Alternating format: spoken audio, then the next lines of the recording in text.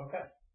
Now, tonight we're going to finish out our summary study of the Old Testament. We ended up last week at about 600 BC, and we're going to pick up from there, and we're going to, in the next 2 weeks, we're going to close out all the way through the Old Testament and, quote, silent years, as people call it, that is the intertestamental period. And then, of course, the preparation for the time of Christ's birth under the Roman occupation of Israel during that time. So let's start with, in looking at the panel here, you see here on the lower left portion as opposed to the upper portion. The upper right portion represents the building of the second temple of the Jews, which of course was allowed when they were allowed out of captivity after 70 years of captivity in Babylon. It was a miracle that they were allowed out, but it was God's providential plan. It was a miracle how it all came together. It was a miracle how it was funded, that it ever was allowed. But the upper right part represents that second temple. Now, the left part, as you'll see here, we're going to get to a little bit later, represents in the lower area the kingdom of Babylon. Started, of course, originally by Nimrod. On the very left lower part, the Tower of Babel is depicted. And in the center low, of course, some of the classic artwork and building types of the Babylonian Empire under Nebuchadnezzar. Above it is depicted a more modern scene with, of course, the zodiac around it. The reason being that the essence of Babylonian culture, by the way, Babylonian culture really is the source, in a very great sense, going all the way back to Nimrod, of all the great mystery religions literally of the world. So it's the source of an enormous amount of mystery religious and mysterious, spiritual aspects, of course, false aspects. And it's represented by the zodiac. Behind Nimrod, the Tower of Babel, behind Babylon of Nebuchadnezzar's day, and of course to our day, because then we'll eventually be talking about the final deposition of this whole thing, which is called Mystery Babylon, which we'll get to eventually. So, the Babylonian captivity occurs in approximately 605 BC. It's the result of King Nebuchadnezzar of Babylon having a battle, a very famous battle, with the Egyptian pharaoh Necho. It's called the Battle of Carchemish, where Babylon is successful. They overcome Pharaoh. They're victorious in this event. They therefore come back from the south, obviously south of Israel, in Egypt, and travel up through the only logical route to go, which is right through Israel.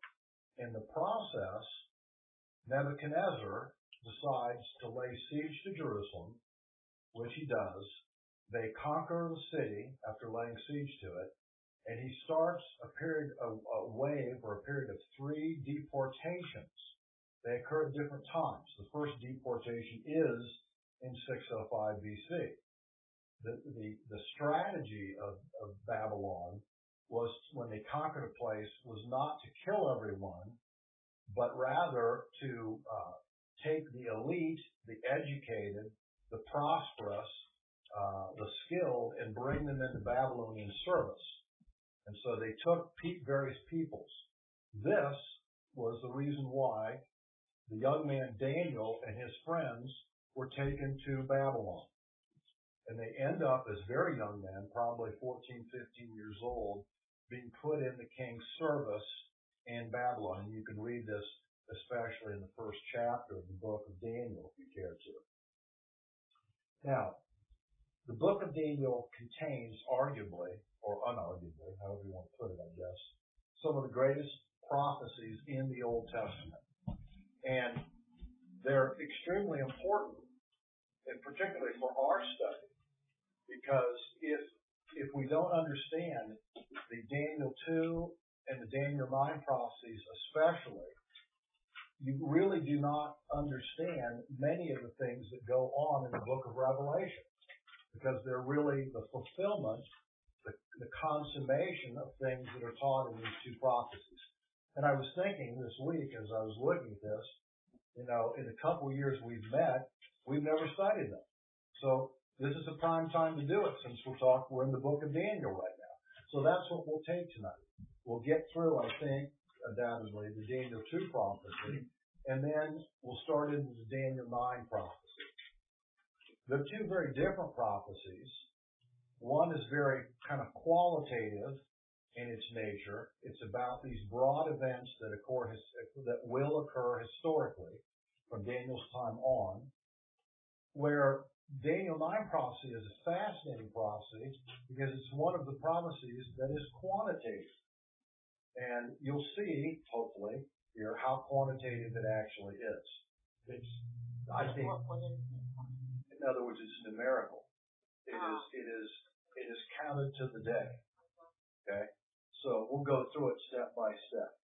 So let's go to the book of Daniel, and let's read a few verses here before we discuss this Daniel 2 prophecy. I'm going to start actually in verse 31 of Daniel chapter 2. Daniel's speaking because he's been brought, he goes before the king. The king Nebuchadnezzar's had this very astounding night vision.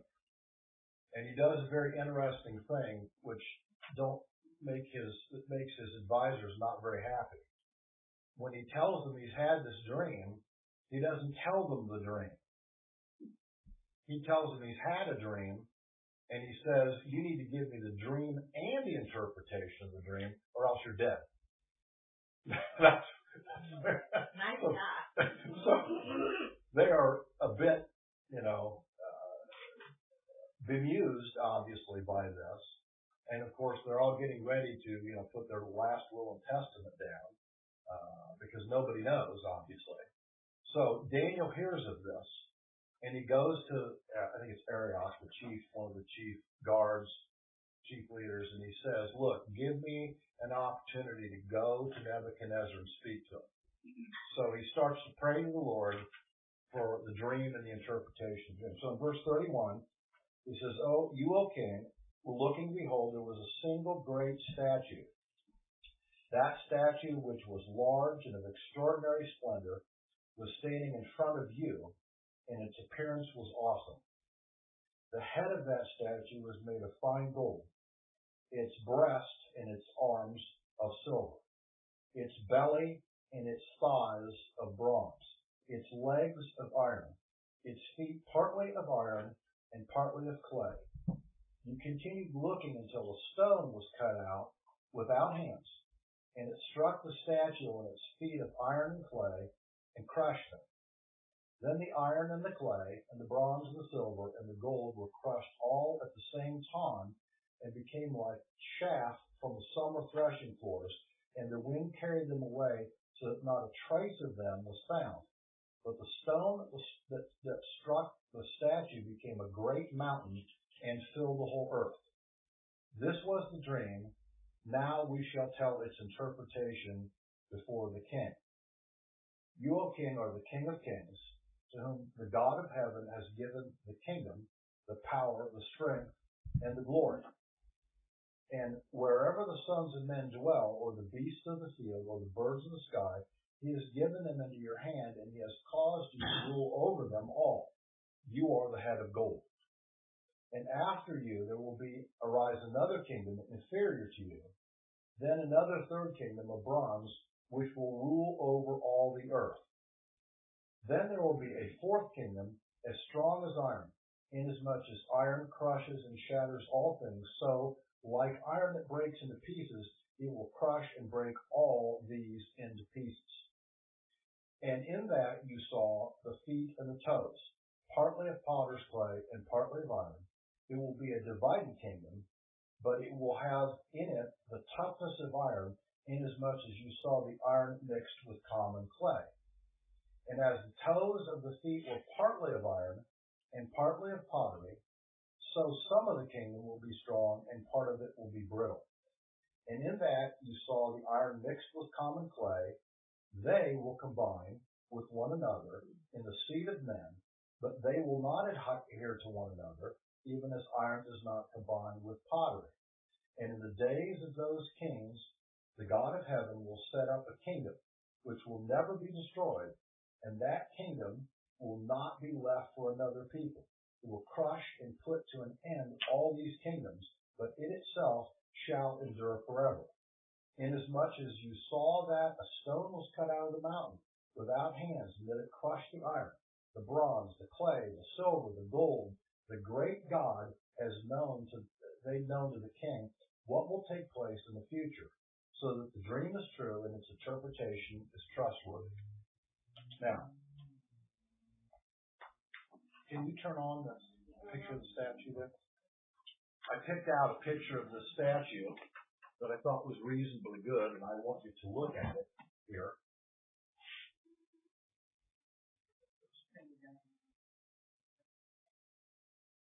Okay.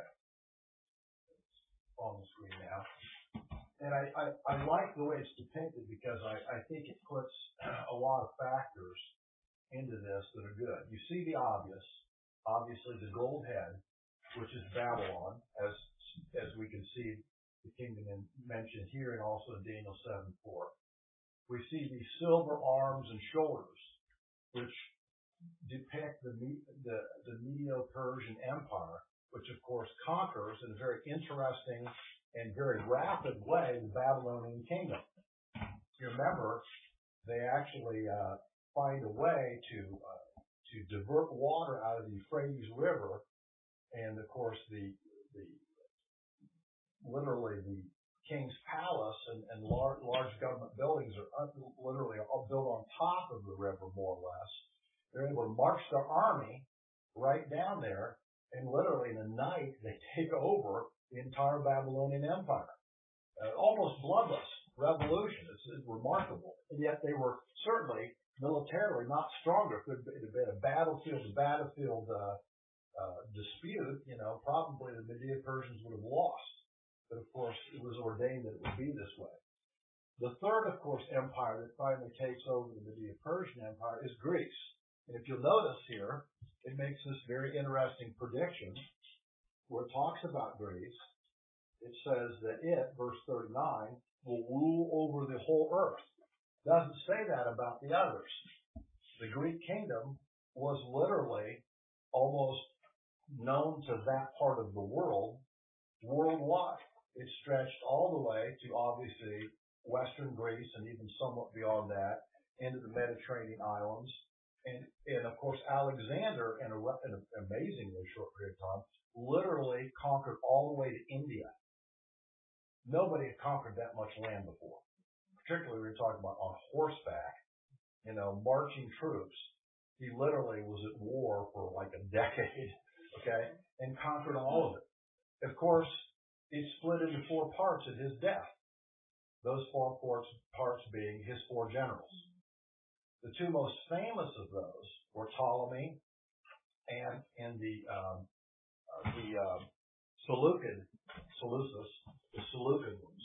And they end up down here having a series of fairly powerful kingdoms. You'll see on the left side the king of the north, which is the Syrian or Seleucid Empire, and the kings of the south, which are the Egyptian or Ptolemaic Empire.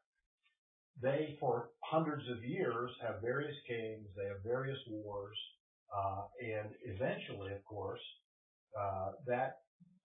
by a couple hundred or so, 150 BC, Rome has now become a very powerful force and conquers essentially the Greek Empire, but of course incorporates the culture of the Greek Empire into it. And you have then the top part of iron legs, which represents what I call in here, and I put in your notes what I call it, the Roman 1 version. But then you have the feet, which are a mix of both clay and iron, which I think is called the Roman 2 version, what many people in eschatology call the revived Roman Empire. Now, when Hal Lindsey taught this years and years ago, and understandably at that time, he taught that the revived Roman Empire was probably the European Union as it was being established around that time. And he saw it as being the fulfillment of these parts. I think that a lot of people are going to view it somewhat differently now. Certainly that's part of it.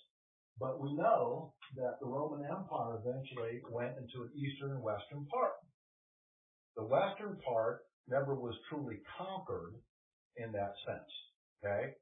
Really, it became a merging of the Roman Catholic Church with the western part, centered in Rome, and it was not technically conquered. But the eastern part, which was originally in Constantinople, the capital, okay?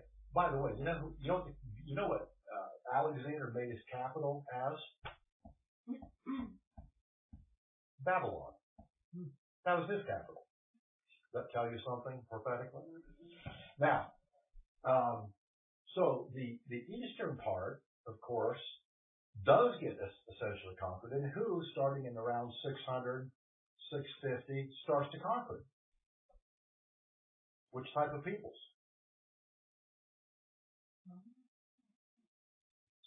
The Muslims. You have Muhammad, and you have all of the different leaders and generals after him. They build a greater and greater empire, and this, of course, leads to what we call really the Crusades. The Crusades occurred because they'd taken over so much territory. They'd taken Jerusalem. They'd taken over the entire Middle East. Obviously, they'd taken all the way to Turkey. And, of course, when they're in Turkey, you're just right across the Bosphorus there from Europe. So they literally threatened Europe. Matter of fact, if I remember, one of the final battles where they were stopped was, I think it was the Battle of Vienna, if I'm not mistaken, where the Austro-Hungarian Empire defeated them almost miraculously. Otherwise, they would have taken all of Europe too. So I think what we are seeing now, from my opinion, Gary, I'd be glad to hear yours too. I think that the ultimate meaning of these two parts of the last part of the revised Roman Empire, the Rome Part 2, really is the growth of the Islamic state on the eastern side as opposed to the European on the western. And again, like clay and iron, they don't mix. They're very different substances. True? So I think that this is what we're actually seeing. And I think that was not able to be seen by people like Hal Lindsey because it just hadn't occurred back then. We have a better vision of it now during this time. Now, of course, the future of this becomes what? The final part, the final, one world order. Exactly.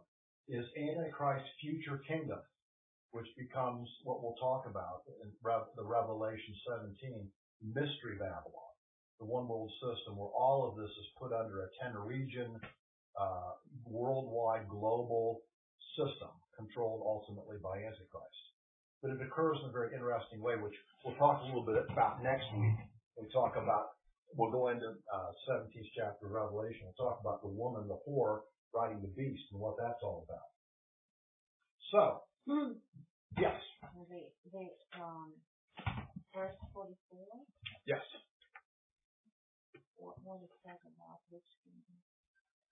It says, in the days of those kings, the kingdom of heaven will set up a kingdom which will never be destroyed. That kingdom will not be left for no. In other words, Antichrist's kingdom will be deposed. As a matter of fact, when Antichrist sets up in the temple the abomination of desolation, from God's standpoint, God says, "You're done." He's done it. He gets away with a lot of stuff, but he's not going to get away with that one. And that becomes the beginning of his end. And of course, that leads to those last couple years and where Christ himself shows up. And of course, this time he doesn't show up as Messiah, the suffering servant. He shows up as we're shown in Revelation as what? Ruling king. The ruling king. And he's taking the earth back. And all of the Antichrist kingdom is toast at that point, instantaneously, at the Battle of Armageddon. Okay? That's why the stone that's cut, not with any hands, becomes the mountain and crushes all of the former kingdoms. Okay? And it says that mountain that exists then rules forever. That is, it begins the 1,000-year reign of Christ, millennial reign on the earth. So, isn't it an amazing scope of this prophecy? To start with Nebuchadnezzar in 600 BC, and to be given all of the kingdoms that are going to occur all the way through what will be, even somewhat future to us at this point. The kingdoms he's saying here about the yes. kingdom. That's the millennial rule. That's the one that will never end. And it will crush all the others. And the mountain again? It's the stone that becomes a mountain. In other words, it becomes so big and so powerful and so extensive, the kingdom of God, that it takes over the earth. It becomes like a mountain on the earth. Mountain is used in biblical prophecy as a political entity. Like you talk about the 7 hills, that speaks of political entities. And this is God's political entity, the final one. So stone symbolizes God. Yes. And the power of it. Okay. Yes. Now, questions. Does it make sense? Do you see how one transitions to the other? Can you imagine? In one way, I would think King Nebuchadnezzar was not too happy about this. On the other hand, I'm certain he was amazed that Daniel gave him exactly the dream he had. And then he didn't doubt, he must have not doubted, obviously, the interpretation, because he rewarded him to be second or third highest in the entire kingdom from that point. That's how he became the head of the Magi. But he probably didn't lose sight of the fact that in the prophecy he's going to be deposed. Okay? He just didn't know how quickly it was going to be. I think I think it's very interesting that in the last days that the Antichrist is going to be able to bring supposedly peace on the earth, and we know that we're moving towards that right now, and the chaotic condition that the whole world is in, it looks like an insurmountable task for the devil to take on. Very good. It's like the Marxists said, never misuse a good crisis. And this is exactly what the devil's doing. He's creating. You look at what's going on, and I think those of us in this room, certainly that are old enough, have been around long enough, that we go, wow, I've never seen this much crazy stuff going on at the same time. You're right. All right? And it's true. Why? Because just what you said, it's creating chaos on every level that you possibly can, so that it's going to be so bad and so chaotic that people are going to say, I'll do anything to get somebody to control this mess. And that's where it will lead to. Well, if I may interject one more, because of the Muslim situation, that they can't get along with themselves. There's all different kinds of sects. What is there? 6 or 8 different sects in the Muslim. Yeah, there's 4 or 5 at least. Yeah, and all those can't get along with each other. And then now you see these same problems starting to rise in our country, where we're having a problem with the whites don't get along with the blacks, and the Hispanics now are not getting along, and so you have all this turmoil. It's going to be amazing to me that the devil would be able to bring some kind of order to this chaos. But it's a superficial order, though. Yes, I agree. But to be able to I know the Lord would be able to handle that, but to think that the Lord would give the power, of course, I know that He has the power on earth, but to allow the devil to have that much power, it's amazing. Yeah, it is. Well, man really gave him that power when they sinned in the garden, right? Yep. Yes. Look at under number 3, where I talk about Daniel's interpretation there on your outline. I want you to look at B, because it's a very interesting part of the text that if you don't look carefully, it's easy to miss. And especially we're going to look in the text of Daniel 2 at verse 43. Let me read it again to you. This shows you how incredible and precise this prophecy really is. And in that you saw the iron mixed with common clay. Now, so this quote iron is mixed with common clay. The word in Aramaic would be interpreted miry clay, and it literally means, an equivalent Hebrew is dust. The equivalent is the same word described of what Adam was made out of. Okay? Same word, same concept. So, he's saying that somehow this dust of the earth that was used to create Adam is somehow being combined. Now notice what he says here. He says they will combine with one another in the seed of men. That is a very clear, I think, reference to human genetics, the seed of men. Right? Just like in the garden. You had the seed of the serpent, you had the seed of the woman. Okay? The serpent's offspring and the genetic offspring of man and woman. So, when you talk about the seed of men, human beings, what you're saying is that they must be something other than human beings. Or how could they combine with it? Do you see? They, combined with human genetics. In other words, right here in this prophecy is being predicted transhumanism. Isn't it remarkable? Before anyone ever understood genetics. Thousands and thousands of years before they ever understood genetics. And look what happens. It says, but they won't adhere one to another, even as iron does not combine with pottery. So, they combine in a way, but they really can't combine correctly. You can't have, half hybrid, half human, transhumanist entities that really work well. They're not in God's design, and therefore they're not meant to work well. They're obviously an abomination. Now, this hybridization, of course, is not only mentioned here. What does Jesus say about it in Matthew 24, verse 37? He talks about the last days shall be like the days of Noah, where they, referring to the giants, the Nephilim, were on the earth. And Jesus says in those verses, in 36 through 40 in Matthew 24, that somehow the very end days will be Noah version 2, but without the flood. That the hybridization element will be there.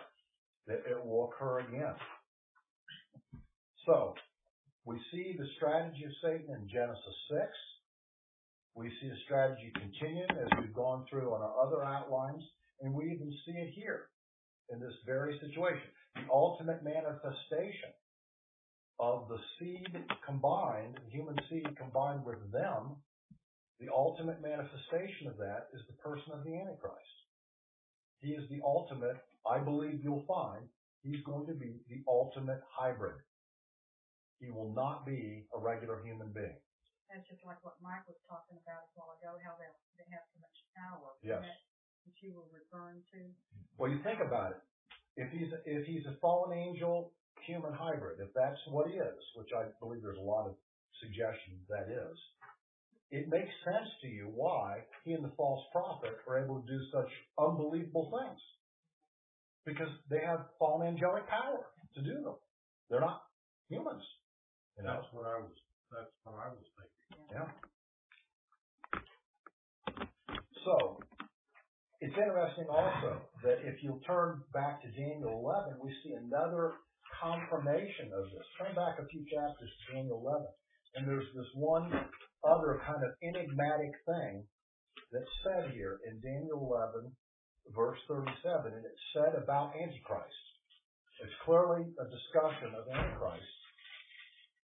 And here's what we're told. Daniel 11:37. Yes. Speaking of Antichrist, he says, and he, Antichrist, will show no regard for the gods of his fathers, or for the desire of women, nor will he show regard for any other god, for he will magnify himself above them all. Notice what he's saying. Number one, he'll have no regard for previous religious systems. Why?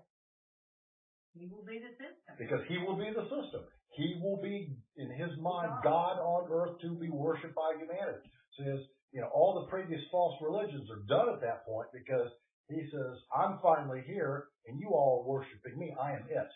But notice the other part of it. It says that you'll have no desire of women, or a better word, I think, really interpreted there is need. I think it's another confirmation that he's transhumanist, because he doesn't need female procreation. He's not going to come from a woman in that sense. All right? So he doesn't need that. He has no regard for it. I think it's another confirmation of what we saw here in Daniel 2 in the other verse. So, as we said, the final kingdom, the stone that becomes the great mountain, the last kingdom, of course, lasts forever. The millennial rule of Christ on the earth, and that kingdom will crush the kingdom of Antichrist.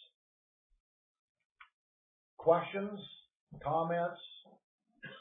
Clear as mud? Mud's not clear. Yes. One interesting correlation. When the Israelites were instructed to build the altar, they could not build it with stones that had been cut. Yep. No metal could touch the stone. So here we have the stone uncut that comes and crushes the image. And I think if you run it back through, there's a correlation there between what's being said and the altar. Think about what we just did with the other week when we studied about Joshua and the conquest. Again, what kind of stones were used for the two memorial altars? Uncut. They were taken right out of the bottom of the river. They were not cut stones. It's the exact same principle. Very, very good. Yes, you can. Okay, let's move on then into the next prophecy, and that's the prophecy of Daniel 9. And I think it's probably the most remarkable prophecy, maybe, of the entire Old Testament. Now, let's read it first, and then we'll tear it apart, because it has a lot of very interesting elements in it that you need to understand. In its, 4 verses, it's got a lot of information. So we're going to Daniel 9, and we're starting in verse 24. Okay? You there? All right, let me read it. 70 weeks have been decreed for your people and your holy city, to finish transgression, to make an end of sin, to make atonement for iniquity, to bring in everlasting righteousness, to seal up vision and prophecy, and to anoint the most holy place. So you are to know and discern that from the issuing of the decree to restore and rebuild Jerusalem until Messiah the Prince, there will be 7 weeks and 62 weeks. And it will be built again with plows and mows, even in times of distress. Then, after the 62 weeks, Messiah will be cut off and have nothing, And the people of the prince who is to come will destroy the city and the sanctuary, and its end will come with a flood, even to the end there will be war. Desolations are determined. And he will make a firm covenant with the many for 1 week. But in the middle of the week, he will put a stop to sacrifice and grain offering. And on the wing of abominations will come one who makes desolate, even until a complete destruction, one that is decreed, is poured out on the one who makes desolate. Now, that should be clear as could be. There's probably no further explanation needed. So, a lot of elements to it. So let's go through them. And let's try to tear this thing apart and make sense of it. In verse 24, 70 weeks is the word, 70 is the word Shabuah in Hebrew. The word Shabuah means sevens. It's just like, we talked about the Shemitah, the 7th year. It means the sevens. So he's talking about 77s, 70 weeks of years. That's the scope of the prophecy. Now, the time scope is 490 years. But there's also a scope of the elements that will be accomplished from the beginning of the prophecy being issued here until the end point of it. And those involve the following things. And we read them here, obviously, in the end portion of verse 24. That the scope includes the finishing of sin, of transgression, making an end of sin, making atonement for iniquity, bringing in everlasting righteousness, sealing up vision and prophecy, and anointing the holy place, which literally, actually, in Aramaic, but in Hebrew, means the Holy of Holies in the temple. Now, unless you're more understanding than I cannot figure out how 5 of 6 of these have occurred yet. One of them has. We have made a final disposition of iniquity, right? It's been paid for. But of the 6, only 1 has occurred and 5 have not.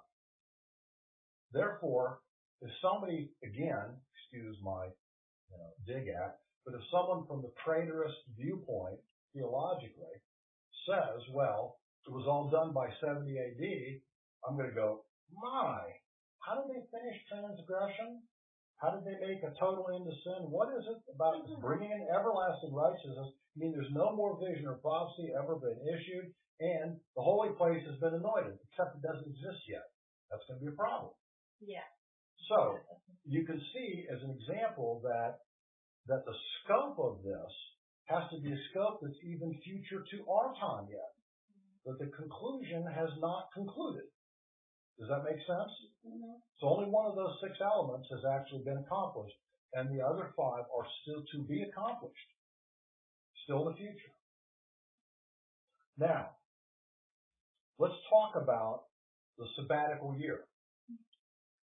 Turn, if you would, you can keep your fingers crossed and Daniel. We'll turn back to Leviticus. I should have my wife talk about this because she's an expert in the book of Leviticus. She's been reading Leviticus here in the last couple of weeks. She's been rather interested in it. So turn back to Leviticus chapter 25. And let's look at verses 1 through 7. The Lord then spoke to Moses on Mount Sinai, saying, Speak to the sons of Israel and say to them, When you come into the land which I shall give you, then the land shall have a Sabbath of the Lord. 6 years you shall sow your field, and 6 years you shall prune your vineyard and gather its crop. But during the 7th year, the land shall have a Sabbath, a Sabbath rest, a Sabbath to the Lord. You shall not sow your field, nor prune your vineyard. Your harvest after growth you shall not reap, and your grapes of untrimmed vines you shall not gather. The land shall have a sabbatical year, and all of you shall have the Sabbath products of the land for food, yourself and your male and female slaves, and your hired man and your foreign resident, those who live as aliens with you, even your cattle and the animals that are in your land shall have all its crops to eat. So, God ordained there's going to be, if you want to put it, a tithe to the Lord, more or less, in that sense. That they're going to depend on Him and work for 6 years in a row. But on the 7th one, they're not allowed to do agricultural work. Whatever grows on its own, grows on its own, all right, at that point. But it's not to be, worked on by the people in an agricultural work sense. So, we have here, in many examples of this, the principle, of course, of the Shemitah, every 7th year. And the significance of this is, God set this down as an eternal ordinance to the people. Except that the kingdom of Judah, which remember occurred when there was a split after Solomon's death, Israel was north, Judah was south. Judah had not obeyed this for 490 years. They just didn't do it. They kept working the land and gathering in things, and they disobeyed it, and they disobeyed it, and they disobeyed it. And God said to them, beware, you keep doing it, you're going to pay a price. And the price was called Babylon. That was the price. God said, you're in timeout now.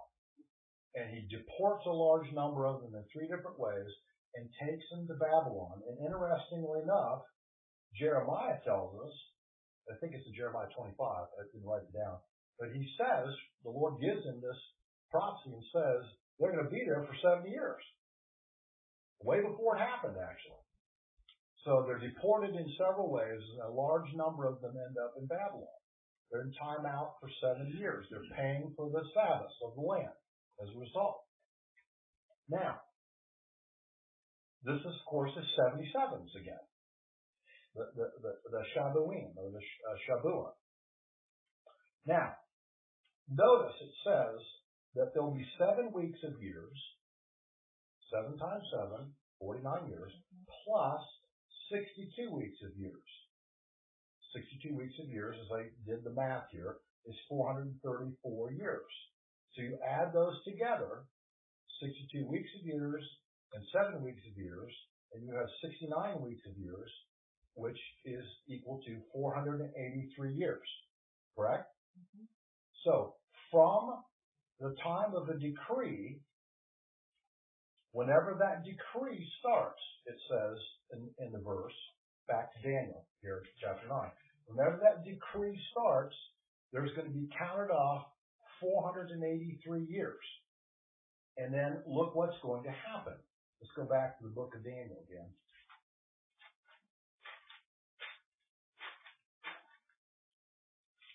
He says,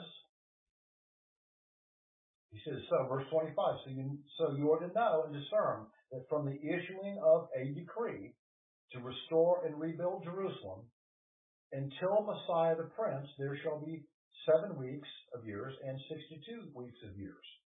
It, that is Jerusalem, will be built again with pause and moat, even in times of distress.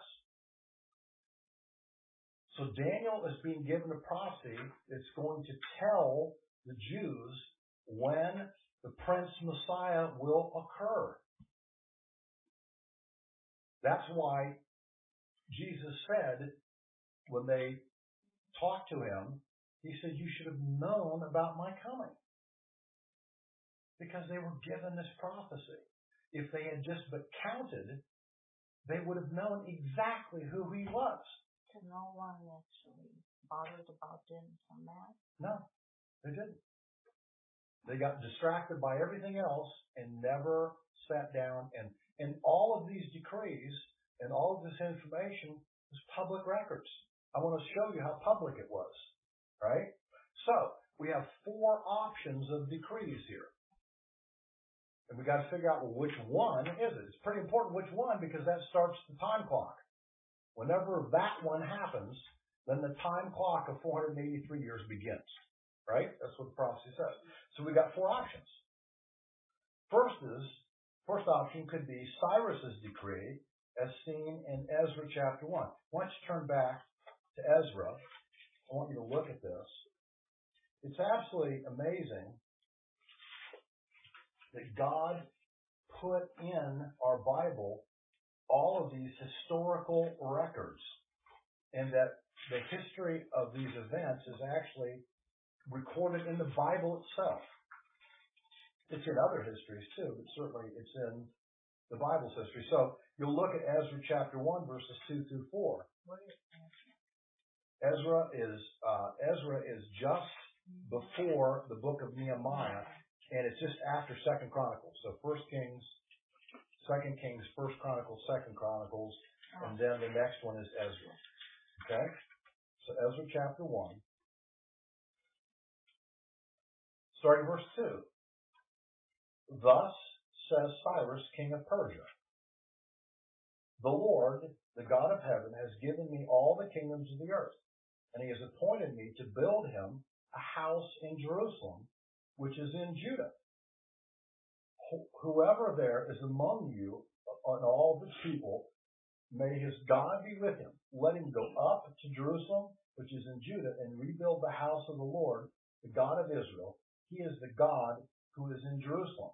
And every survivor, at whatever place he may live, let the men of that place support him with silver and gold, with goods and cattle, together with the freewill offering for the house of God, which is in Jerusalem.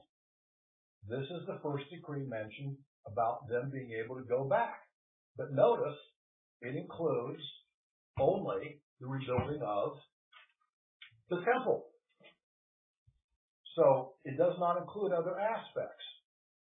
Now, because it only includes the building of the temple, this cannot be the decree that's being talked about. Why?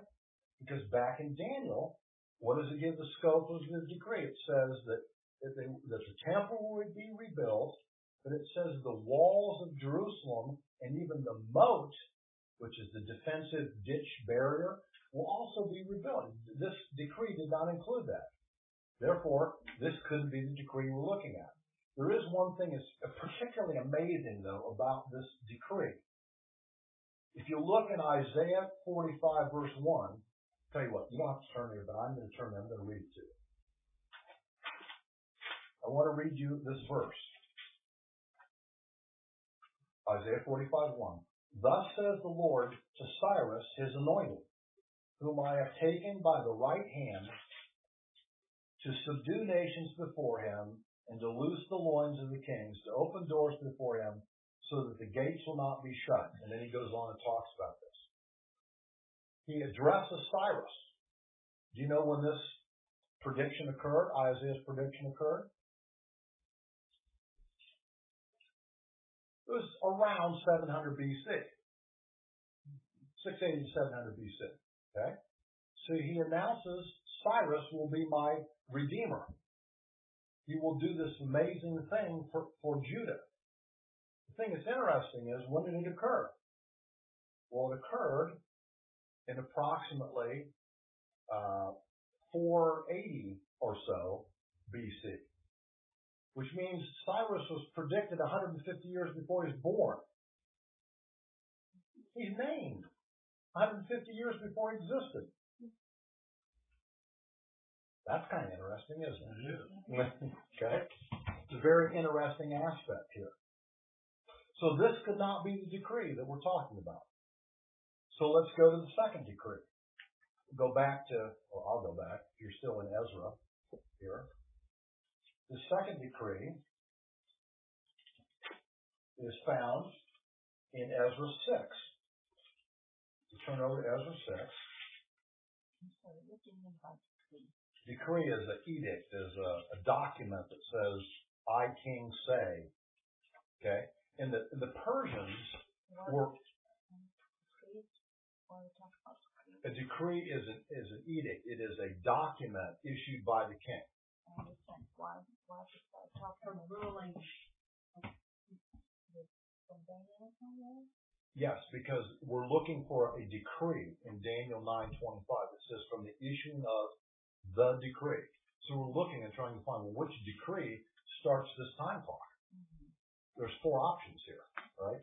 Well, the second one is a decree, and look at starting in verse 1 of Ezra 6. Then King Darius issued a decree, and search was made in the archives. And this is very interesting because both the Babylonians and Persians kept immaculate records. I mean, when the king said something, they had all kinds of scribes writing it all down. And they had a huge library of these decrees. He says, and a search was made in the archives where the treasures were stored from Babylon. And in Ecbatana, in the fortress, which is in the province of Media, a scroll was found, and there was written in it the following memorandum.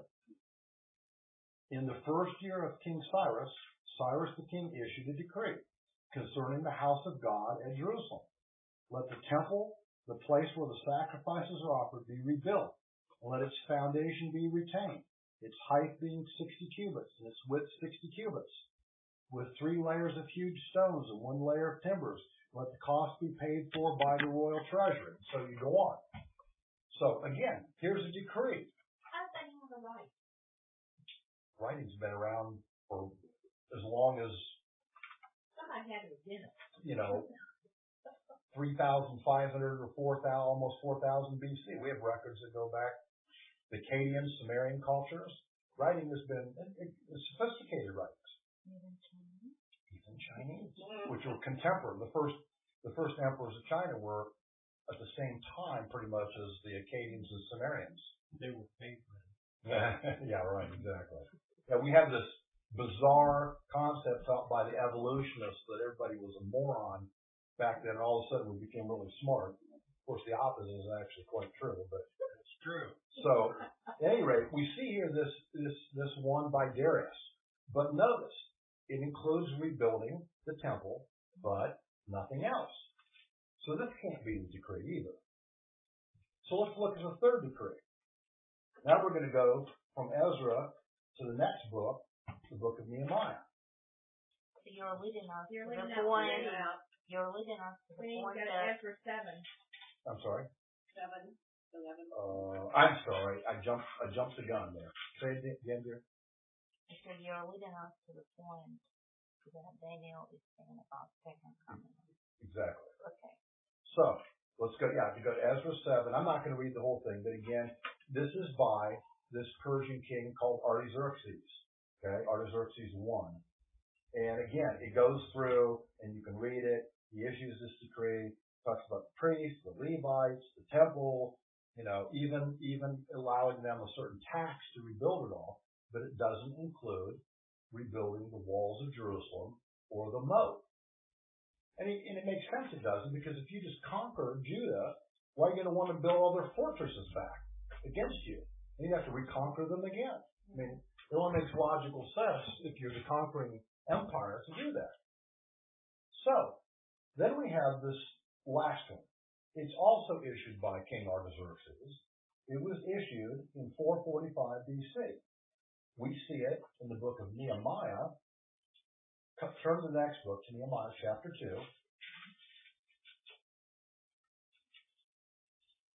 And we're going to start in verse 5. It says, I said to the king, this is Nehemiah, who's the cupbearer of the king. So he's in the king's employ. And he says, I said to the king, if it pleases the king, if your servant has found favor in your eyes, send me back to Judah, to the city of my father's tombs, that I may rebuild it. Then the king said to me, the queen sitting beside him, how long will your journey be, and when will you return? So I pleased the king to send me, and I gave him a definite time. And I said to the king, if it pleases the king, let letters be given me for the governors of the provinces beyond the river, that they may allow me to pass through until I come to Judah. And a letter to Asaph, the keeper of the king's force, that he may give me timber to make beams for the gates of the fortress, which is near the temple, for the wall of the city. Now, we have a decree that includes building the walls of Jerusalem again. Therefore, this must be the decree. Now, like I said, the Persians were really good at keeping records, and they dated all the records very carefully. And we know the exact date of this record. It was on the 14th of March, 445 BC. So, we have a starting date. This decree starts this time clock of 483 years. Now, let's do the math on this. Are you following me so far? Mm-hmm. We know when this decree, we know where it's going to start now. March 14th, 445 BC. Now, it's 69 weeks of years.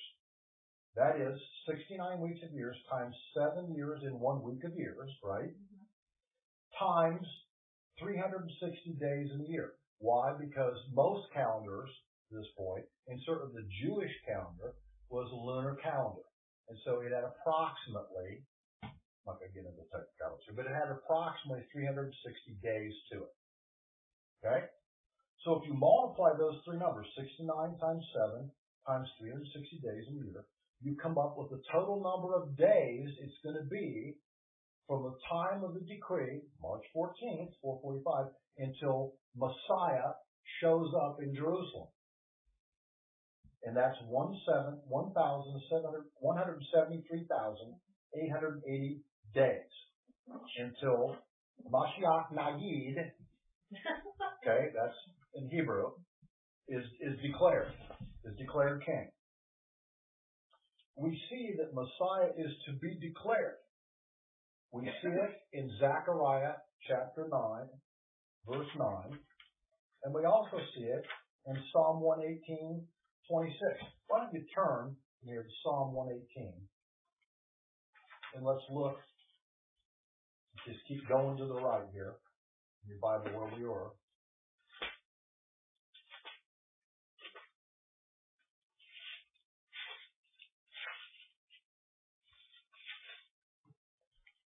Psalm 118, and we're going to look at verse 26.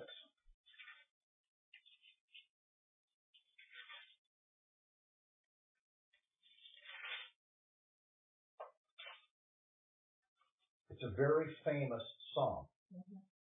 Blessed is the one who comes in the name of the Lord. We have blessed you from the house of the Lord. Now, it's very important because it's one of the Psalms of Ascent. And when the Jews would come in just prior to, we call it Palm Sunday, okay? They would come and they would come up the mountain, up to the top, which is where Jerusalem was, on the top. And they would sing these Psalms of Ascent.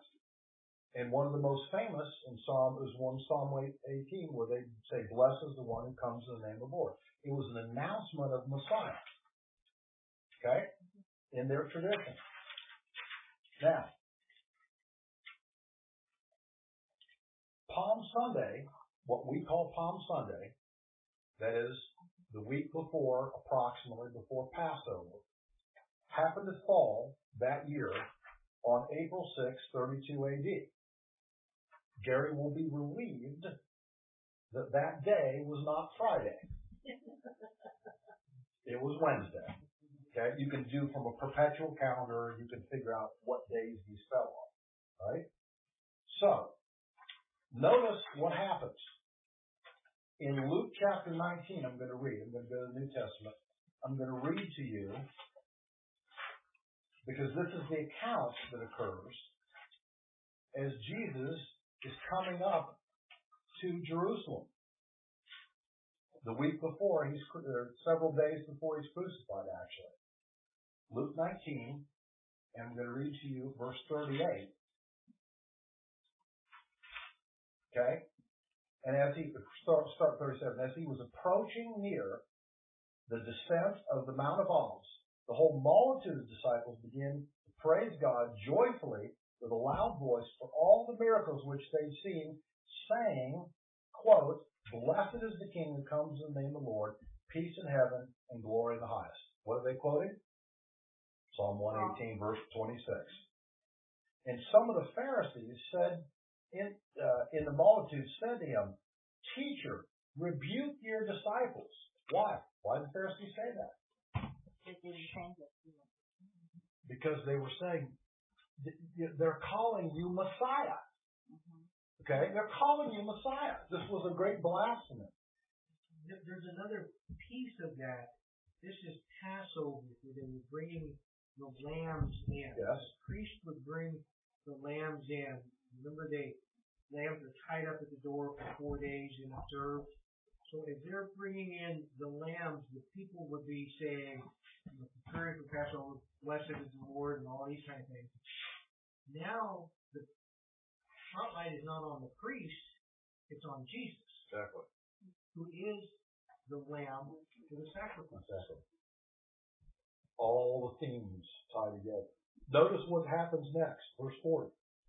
And Jesus answered and said, I tell you, if these become silent, the stones will cry out. And you go, why do you say that? We'll read the next verse. And when he approached the city, he wept over it, saying, if you had known in this day, even you, the things which make for peace, but now they have been hidden from you. He's saying to them, you could have known the day. You were told what the day would be. You were told the day I'd show up. This is the day. Appointed time. The appointed time, exactly. So let's look at the math. Look at number 10. Here's how it works. You have from March 1st to April 1st, March 1st, that is 445 BC, to April 1st, 32 AD, you have 172,740 days. Now you have to add to that, from March 14th, which is really when the edict began, to April 6th, which is the day this occurred in Jesus' day, quote, Palm Sunday. So that's another 24 days. You have to figure out then, in those years, there were also leap years and therefore leap days. And they've calculated that there were 116 of them in that time. So you add it all together, and you have 173,880 days. Exactly 69 weeks of years. Wow. To the day. They could have known when their king would come. They could have known when the Messiah would show up. They just didn't read it. Isn't it amazing? Even the rocks knew that. Yes. Absolutely. I mean, that's exactly what Jesus is saying. If these people are going to be quiet, then the rocks and stones will cry out, because prophecy is being fulfilled right here, right now. Yeah. It's like Jan just said. It is so much an appointed time that it was programmed into the history of the earth. It was going to occur. This was the last of those days that was prophesied, starting there prophesied by the prophecy given to Daniel. So we notice, to finish up this prophecy, back in Daniel chapter 9,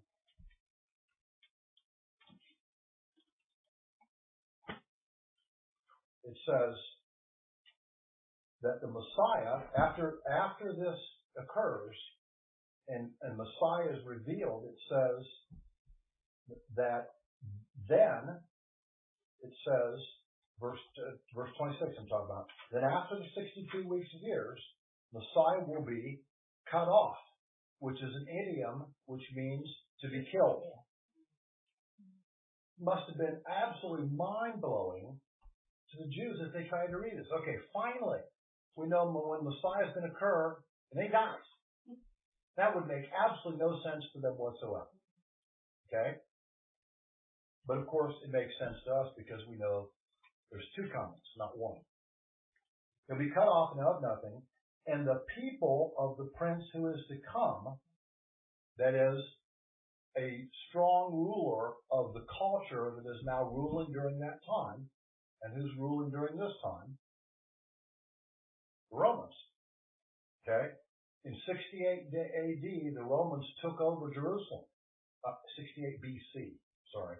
They took over Jerusalem. They conquered Israel in that year, more or less. And of course, Israel from 68 BC was under Roman domination. That's why, of course, in Luke 2, we have the famous story. And what does it say? When was Jesus born?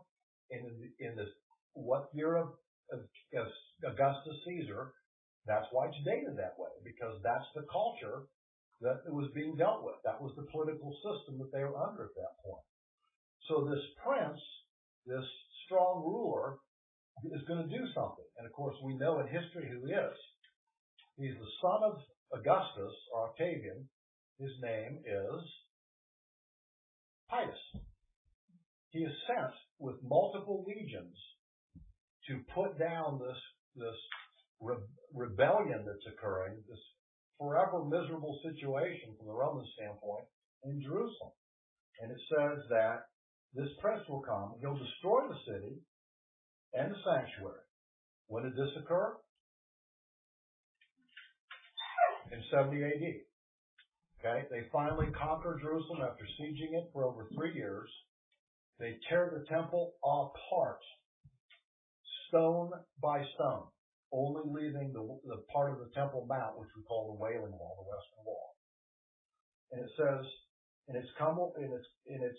it will come with a flood. Even to the end, there will be war, and there sure was, because how many millions of Jews did they kill in the process of this siege? Desolations are determined for the Jewish people, and they sure did occur. At that point, of course, the Jews were spread out and dispersed around the earth. From that, we call this event the diaspora. Okay, that's the technical word. And in verse 27, to conclude, some person called he will make a firm covenant, that is a treaty, with the many, which refers to the Jews, for 1 week. But what kind of weeks are we talking about here? Shavuot. 1 week of years. Therefore, he makes a covenant for 7 years. 1 week of years. Right? This is what we call Daniel's 70th week. The final week. But in the middle of the week, he will put a stop to the sacrifice and grain offering. In other words, apparently he'll allow in the temple at this point the Jews to have normal sacrifice and grain offering done. Except that halfway through he says, you're done, that's it. And then and it says, and on the wing of abominations will come one who makes desolate. Here's that phrase again. The abomination of desolation. Remember what it is? It's a technical term. It means a specific thing. It occurred, we see it in Daniel 11, this ruler, Seleucid king called Antiochus Epiphanes. He conquers Jerusalem and he decides it'd be a lot of fun to set up an image of Zeus and take a pig and slaughter and spread blood all over the Holy of Holies. That's called the abomination of desolation. So this guy, image person, will do the same thing again. And he is called Antichrist. Okay? Even one who makes a complete destruction, one that is decreed, is poured out on the one who makes desolate. He ain't going to survive this once he does it. He'll be judged for doing it. So, that is the Daniel 9 prophecy. And I hope you can see that unless you understand Daniel 2 and Daniel 9, you can't realistically understand what's going on in the book of Revelation. Because they're going to be all about this final kingdom, about Babylon, that is revised one, about, when these events are occurring, about the Antichrist, about these people that are coming. So it all flows, so much of it, from here in the book of Daniel. Questions? Comments? I was off 1 year. That's at the time started 444 BC to 445. It's supposed to be 445, at least to my understanding of the records. So, okay. Does it make sense? Was it too fast, too confusing? Pretty fast. Pretty fast? Well, some of us are